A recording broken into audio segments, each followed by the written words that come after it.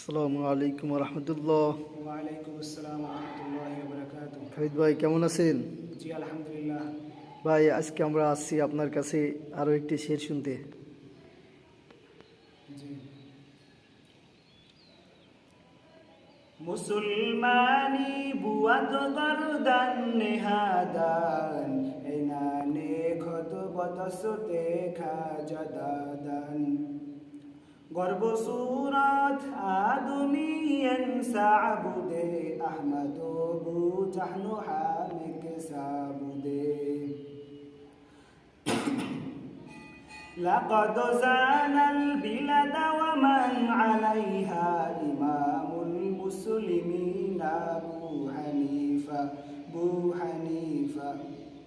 بود إمام باصفا آسراج أمتان مصطفى